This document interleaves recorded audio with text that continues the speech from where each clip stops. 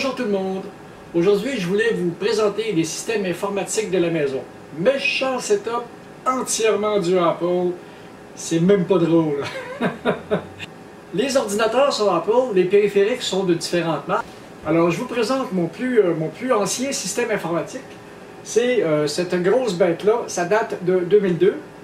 C'est une belle tour Apple qui marche en OS 9 et maintenant aussi en OS X pour être compatible avec toutes mes autres machines dans la maison. Et puis, elle a 160 GB de disque interne, 1 TB de disque externe, 1 TB avec un système OS X. Et puis, elle sert surtout pour faire fonctionner une classe de périphériques. Ces périphériques-là, comme le numérisateur, ne fonctionnent qu'en OS X 9, donc j'ai été obligé de garder un système OS X 9.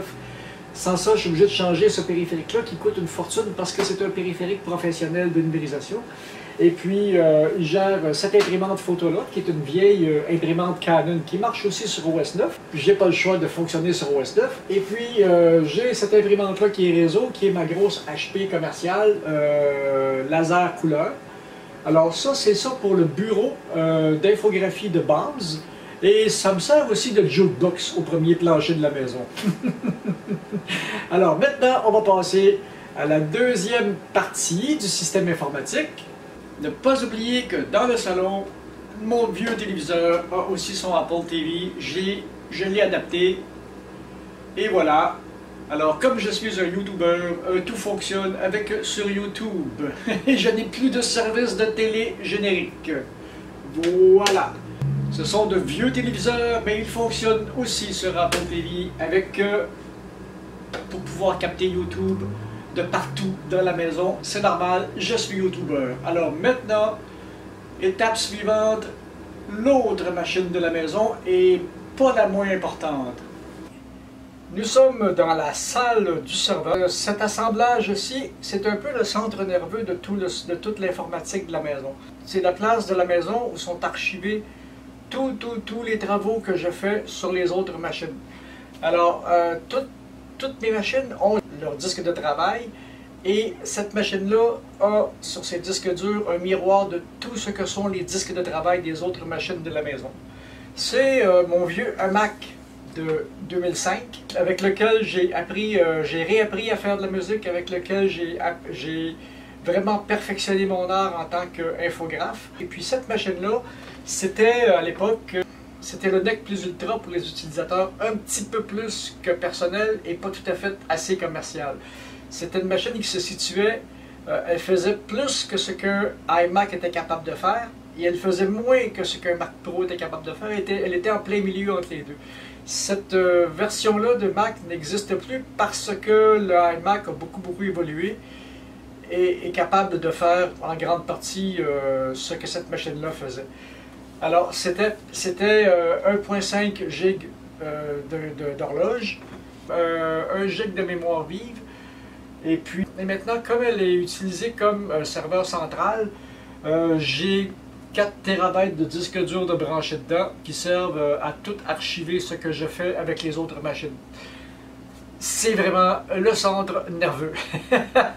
Et maintenant, on va vous présenter autre chose. Et oui, le téléviseur de ma chambre a aussi son Apple TV.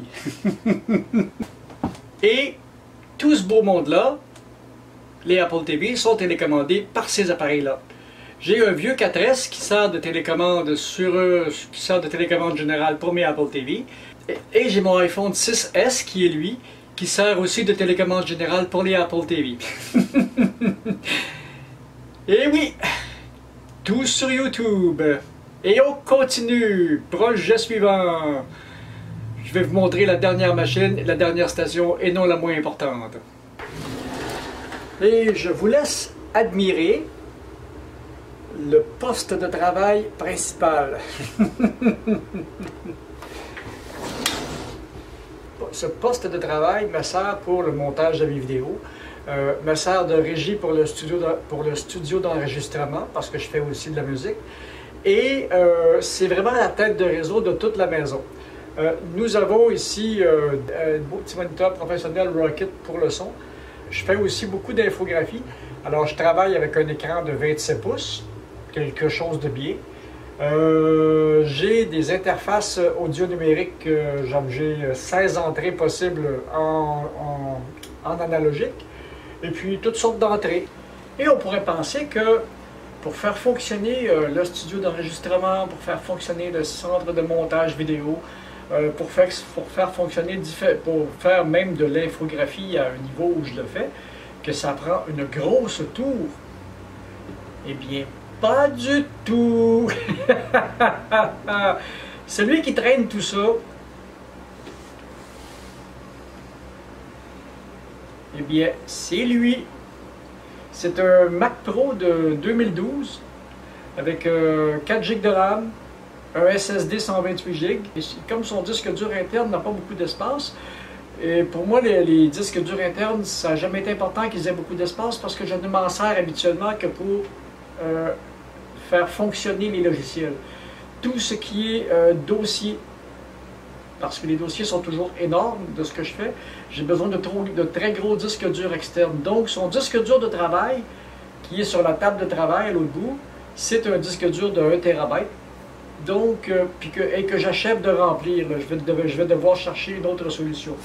Et puis, un de mes outils favoris, ma vieille Intuos, ça date déjà des années 2000, du début des années 2000, mais elle fonctionne encore très bien. J'ai trouvé les logiciels pour la faire fonctionner quand j'ai acheté mon Mac Pro. Alors, tout ce beau monde-là, mon iPhone 4S, mon iPhone 6S, ma vieille tour iMac, mon iMac, le Mac Pro, tout ce beau monde-là, ça fonctionne tout en réseau. Et c'est extrêmement performant. Là. Alors, c'était ça. Et puis, un petit mot pour un YouTuber que je connais bien. Mon prochain, là, ça va être encore un petit Mac Pro portable. C'est ben trop commode.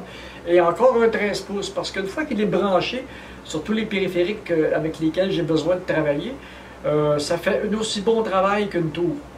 Alors, pourquoi j'achèterais une tour quand je peux avoir un Mac que je peux déplacer à volonté, traîner dans mon sac à dos, et puis brancher un peu partout où j'ai besoin de le brancher. Quand je vais dans des studios, je peux le brancher dans des consoles. Quand je vais, il n'y a rien qui m'empêche d'avoir mon Mac avec moi tout le temps. Et puis, si j'ai besoin d'informations très spécifiques, eh bien, j'ai ces petits passeports 1 TB là avec lesquels je travaille aussi. Alors, l'ère des tours, pour moi, pour ce que je fais avec ça, ben, c'est terminé, puis ça fait longtemps. Maintenant que j'ai goûté à la versatilité d'un portable, surtout un Mac Pro, c'est sûr que c'est pas une machine à jeux vidéo, mais c'est une machine à traitement de données absolument formidable. C'était ça la vidéo pour aujourd'hui. Alors, laissez-moi des likes, partagez la vidéo, abonnez-vous à la chaîne, et puis laissez-moi des commentaires. À la prochaine. Puis je vous mettrai aussi dans la barre d'infos les autres vidéos que j'ai fait à partir des systèmes informatiques l'année dernière. Salut!